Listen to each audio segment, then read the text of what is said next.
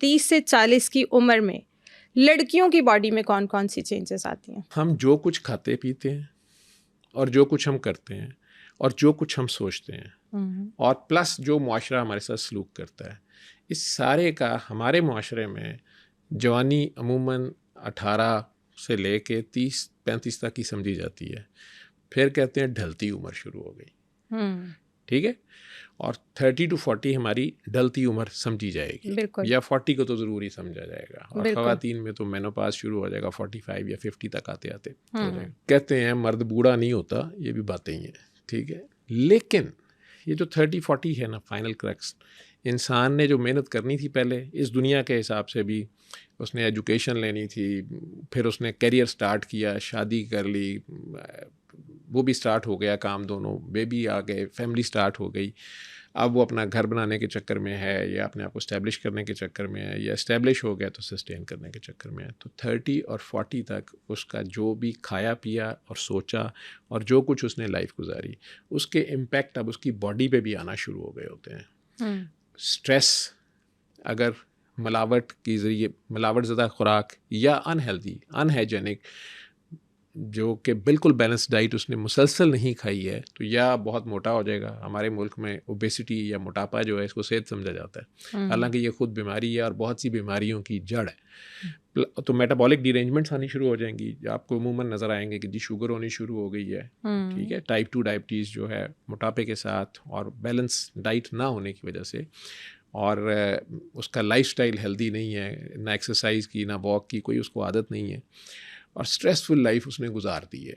Plus जो उसने खाया पिया है वो पाक तो उसने क्या करना था, साफ़ भी नहीं खाया, कुछ उसको भी नहीं पता वो यूरिया का दूध पी रहा है या वो खाने जो भी खा रहा है वो भी मुर्दा मुर्गी है या क्या है। हमारे माशरे में सब कुछ चलता है। फैटी लिवर बहुत ज़्यादा आना शुरू हो जाएगा 30 पे, और मेन उसकी रीज़न्स में एक रीज़न जो है, हम जो ऑयल्स यूज़ करते हैं इसमें लिखा होता है विटामिन ए और डी शामिल है। आप पूरे पाकिस्तान का करवा लें, मुश्किल से शायद 10% लोग होंगे जिनका विटामिन डी पूरा होगा। और विटामिन डी की डेफिशिएंसी आगे जितनी अब साइंस आ रही है उसमें सारी डिजीज़, आलमोस्ट मेजॉरिटी डिजीज़ में उसका बड़ा मेन रोल आ रहा है, और बहुत से हार्मोन्स में वो चाहिए भी है। तो डिफरेंट काइंड ऑफ डिजीज़ में आप डॉक्टर्स आप देखेंगे सप्लीमेंट्स में स्पेसिफिकली विटामिन डी और कैल्शियम दे रहे होते हैं। अब फैटी लिवर अगर हो गया, लिवर आपकी वो मेन मैन्युफैक्चरिंग मशीन है जिसने आप जो कुछ खाते पीते हैं उसको आप फाइनल ब्लड में उसकी क्या कंपोजिशन रखनी है, ब्लड की कंपोजिशन क्या है, कितनी प्रोटीन बनानी है, कितनी फ़ैट बनानी है, कितने कार्ब्स बनने हैं, वो सारा ये लिवर के ज़ुम्मे था। लिवर खुद ही फॉगी हो गया है। आपकी नई गाड़ी है चाहे, उसकी स्क्रीन का डिफॉगर ख़राब हो गया और फॉग है बहुत ज़्यादा। आप मोटरवे पे उस गाड़ी को चला के देख लें, आप उसकी सारी नई गाड़ी, नई मर्सिडीज़ है, लेकिन उसका डिफॉगर ख़राब है, स्क्रीन के ऊपर फॉग आ गई है। इसी तरह लिवर के ऊपर अगर फैट आ गई है हर तरह से, लिवर अंधा हो गया। अब लिवर को कुछ समझ नहीं आ रही, वो इंसुलिन तक नहीं यूज़ कर पा रहा, हालांकि बॉडी में बहुत इंसुलिन है, तो ये बंदा उल्टा मोटा होना शुरू हो जाएगा। ठीक है, मल्टीपल और भी फैक्टर्स आ जाएंगे, इसमें थॉट प्रोसेस का बड़ा रोल आएगा। प्लस तो जो स्ट्रेस अगर ले रहा है, वीक पर्सनैलिटी है या वैसे ही एक्स्ट्रा स्ट्रेस लेता है, तो उन सारी चीज़ों का इफेक्ट 30 to 40 के दरमियान आना शुरू हो जाएगा। और हमारे मुल्क में चूँकि जस्टिस भी नहीं है, सोशल जस्टिस भी नहीं है, खुद अपना पर्सनल जस्टिस भी नहीं, हम अपने आप से भी इंसाफ नहीं करते, अपने आप से भी कोई प्यार नहीं करते, ये सारी चीज़ों के असरात आने शुरू हो जाएंगे। प्लस माइंड में ये भी है कि अब ढलती उम्र है। एग्जैक्टली ठीक है, एग्जैक्टली। हालांकि WHO क्राइटेरिया के मुताबिक आज आपको मैं बता दूं कि 60 तक हम उसको यंग मैन और यंग लेडी बोलते हैं। Nice. 60 to 80 is middle age, ठीक है, और 80 को वो ओल्ड एज डॉक्टर कहना शुरू करता है WHO क्राइटेरिया पे अगर चलेंगे। हम तो 30 के बाद ही लेबल लगा देते हैं तो बस तो बुढ़ा हो गया। उम्र है, और हमारा 50, अब तो 50 कहना शुरू हो गया, नहीं तो 60 तो ओल्ड एज है। ओल्ड एज है, ठीक है, एग्जैक्टली। गोरा 60 to 80 में जो है ना मिडल एज कह रहा है। हमारी मिडल एज जो आप कह रही हैं आज टॉपिक 30 to 40 है। एग्जैक्टली। हम इसको ऐसे समझते हैं। 60 वाले को तो हम कहते हैं सठिया गया है, सठिया। 72 वाले को हम कहते हैं सतरिया बतरिया गया। बिल्कुल ऐसे ही है। तो 60 के बाद तो हम बस समझते हैं कि बस अब ये जितना जी ले बोनस है। तो उसने जो थॉट प्रोसेस अब था, मेन चीज़ ये है कि इस मशीन ने या इस कंप्यूटर ने हार्डवेयर के साथ जो उसने सलूक करना है उसमें सॉफ्टवेयर का बड़ा रोल है। तो मेन इम्पैक्ट जो इस एज पे 30 और 40 के दरमियान है, इसमें आपकी बॉडी में फ़िज़िकल चेंजेस उतनी नहीं आनी है, वो फिज़िकली बॉडी तैयार हो गई भी है, स्ट्रक्चर इसका तैयार हो गया हुआ है। अब परफॉर्मेंस के बाद इसके ऊपर ओवर द ईयर्स का जो इम्पैक्ट आता है, और हमारे मुल्कों में एजिंग भी, जैसे मैंने शुरू में कहा, वो बहुत तेज़ी से है, ठीक है। और मुआशरे में जब ये सारा कुछ होगा, आपके घर में भी जस्टिस नहीं है, आप अपने साथ भी जस्टिस नहीं कर रहे, और बाहर भी जस्टिस नहीं आपको मिल रहा, ठीक है। तो उसकी स्ट्रेस और डिप्रेशन, एंजाइटी, ये सारी चीज़ें या आप ओवर ईटिंग करेंगे या आप अंडर ईटिंग करेंगे।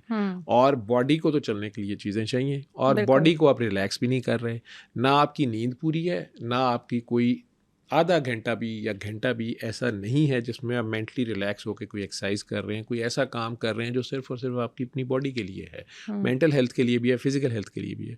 वो भी टाइम नहीं दे रहे, कोई एक्सरसाइज नहीं, कोई सैर नहीं। आपका अल्लाह से चाहे वही राब्ता हो, 15 मिनट सैर करते ही सुबह सुबह आप नज़ारे देख रहे हैं या सुबह की हवा फील कर रहे हैं, वो भी नहीं है। तो रिलैक्स होने का टाइम भी नहीं है, नींद भी नहीं है।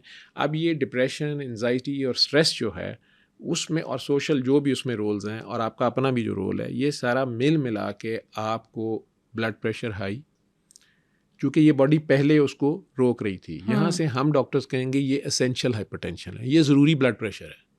हमें नहीं पता ये क्यों हो रहा है, ये हाई ब्लड प्रेशर क्यों हो रहा है। सिर्फ 10% मरीज हैं जिनमें ब्लड प्रेशर की कोई रीज़न होती है, कोई उनका और प्रॉब्लम है, किसी और डिजीज़ की वजह से, किसी दवाई की वजह से उनका ब्लड प्रेशर हाई है। 90% में हमें कोई पता ही नहीं है कि उसका ब्लड प्रेशर हाई क्यों, लेकिन बहरहाल हाई है, और ये हमें पता है कि ये उसके लिए अच्छा नहीं है, उसकी आँखों के लिए, उसके दिमाग के लिए, उसकी दिल की शरियानों के लिए, उसके गुर्दों के लिए ये अच्छा नहीं है। और ये चंद साल अगर कंट्रोल ना रहा, ऊपर से हमारी जहालत है, दवाई भी नहीं खानी, उसे कंट्रोल भी नहीं करना, वो जी दवाई लग जाएगी। वो अल्लाह के बंदे, दवाई नहीं लग गई है, तुम्हें बीमारी लग गई है, उसका इलाज नहीं है। उसके लिए ये एक ऐसा तरीका है, एक ऐसी बैसाखी है कि बहरहाल फ़िलहाल इसको लेते रहो ताकि ये ज़्यादा हाई ना हो, तो तुम्हारे जो वाइटल ऑर्गन्स हैं ये जवाब ना दे जाएँ, गुर्दे ना फेल हो जाएं, फालज ना हो जाए, हार्ट अटैक ना हो जाए, नज़र ना चली जाए। तुम इनको बचाने के लिए उस ब्लड प्रेशर को कंट्रोल करोगे। ये वो स्प्रिंग जो जोर में आ गया, तो ये जो बीपी अगर आपको लग जाता है, बीपी का इशू हो जाता है, मेरे भाई को भी हो गया था, 30 क्रॉस करते ही उसका बीपी इतना हाई रहता है कि उसे खुद भी पता नहीं होता कि उसका जो 120/80 होना चाहिए, तो उसको ये भी नहीं पता होता 180 पे जा रहा होता है। तो हम उसको देख के कह रहे होते हैं कि तुम्हारा फेस इतना स्ट्रेच क्यों लग रहा है, तुम्हारी आंखें इतनी रेड क्यों लग रही है, तुम ठीक नहीं हो, तुम उसके यहाँ दर्द होती होगी, उसे पूछें कितने दिन हो गए उसे स्माइल किए हुए, वो ऐसे रहता है, ऐसे ही है, ठीक है, ऐसे उसके फेस से गुस्सा नजर आता है। वो फाइट कर रहा है अपनी तरफ से इस मुआशरे में, ठीक है, बीवी से या ससुराल वालों से या दफ्तर वालों से या कुलीग से या घर वालों से, ठीक है। अम्मी अब्बा ही उसकी ज़बरदस्ती कहीं और शादी कर रहे हैं, जब वो नहीं करना चाह रहा, वो कहीं और करना चाह रहा है, वो कोई बिज़नेस करना चाह रहा है, अम्मी अब्बा कह रहे हैं नहीं सरकारी नौकरी लग गई तू ऐ कर, कुछ भी है। उसमें अगर वो साथ ये रोल रखेगा कि मैंने अपनी कैपेसिटी के मुताबिक ईमानदारी से काम करना है, बाकी नताइज मेरे अल्लाह ने करने हैं। यहाँ मैं अपनी कौम को, ये जो 30 और 40 वाले हैं ना, ये लाइफ में ये चीज़ सीख लें, मौला अली से सीख लें। वो कहते हैं कि मैंने अपने इरादों के टूटने से, 30 साल की उम्र तक कई इरादे टूट गए होते हैं, ठीक है, अपने इरादों के टूटने से अपने अल्लाह को पहचाना। और कैसे, ये दो जो स्टेप्स हैं उनके अगर ये आप बना लें तो आपको डिप्रेशन एंजाइटी नहीं होती। मैं आपको बता दूँ 30 और 40 में आपके रिजल्ट्स आ रहे होते हैं, आपको अर्ली अचीवमेंट्स मिल रही होती हैं, या आपको लग रहा होता है कि मैं सही जा रहा हूँ, मेरी प्लानिंग सही जा रही है, मेरी कामयाबी है, या मैंने गाड़ी ले ली है, मैंने बाइक ले लिया, मैंने अब घर ले लिया, मैंने प्लॉट ले लिया, ये सारी चीज़ें हो रही हो, या चलो शादी हो गई है या औलाद हो गई है। कुछ लोग ऐसे हैं शादी ही नहीं हुई हुई, वो इस चक्कर में अब डिप्रेस्ड हैं, स्पिनस्टर लव्स भी, और मुआशरा फिर उन्हें लड़की है या लड़का है उनको भी एक मजाक बना लेता है, बिल्कुल ऐसे, ठीक है। या हुई थी तो खुदा न खास्ता ब्रेकअप हो गया, या औलाद नहीं हो रही, या हुई है तो वही बेटियां हो गई हैं, बेटा नहीं हो रहा, ये नहीं इन्हें समझ आ रही। ये सब नाशुक्री हैं, और ये सभी हमारी बॉडी में बीमारियां डिफरेंट पैदा करती हैं। इससे आपकी बॉडी के अंदर जब आप स्ट्रेस लेंगे, आपके सारे हार्मोनल इम्बैलेंसेस खराब होंगे, आपको अपनी सोच का ही ध्यान नहीं है, ना खाने पीने का ध्यान है, नींद नहीं आएगी, हर चीज़ ख़राब होगी, रिलैक्स भी नहीं अब आप कर रहे, रेस्ट भी नहीं मिल रहा, ठीक है, आपकी सोच ठीक नहीं है, आपका मेटाबॉलिज्म भी सारा का सारा ख़राब हो गया, ठीक है। या आप डिप्रेशन में ज़्यादा खाना शुरू कर देते हैं, आप फूलना शुरू हो गए, अब और हिलने जुलने से आप इनकारी हो गए। प्लस मुआशरा इतना ज़ालिम है कि वो आपको मिलावटज़दा चीज़ें दे रहा है, वो खालिस डाइट भी नहीं दे रहा। आप ऑफिस जा रहे हैं तो वहाँ रिलैक्स करने का चांस नहीं है, ठीक है, लोग एक दूसरे को बुली कर रहे हैं। आप इंसान आपस में इस वेटिंग रूम में, जो थोड़ी देर दुनिया एक वेटिंग रूम की तरह है, इसमें अगर थोड़ी देर आए हैं तो ये जो टेम्परेरी आपका जो भी स्टेटस है, आप उसको भी इंजॉय करने को और एक दूसरे को एडजस्ट करने की बजाय आप इतने ज़ालिम हो जाते हैं कि आप ये तक नहीं देखते कि आपकी वजह से दूसरा इंसान बीमार हो गया।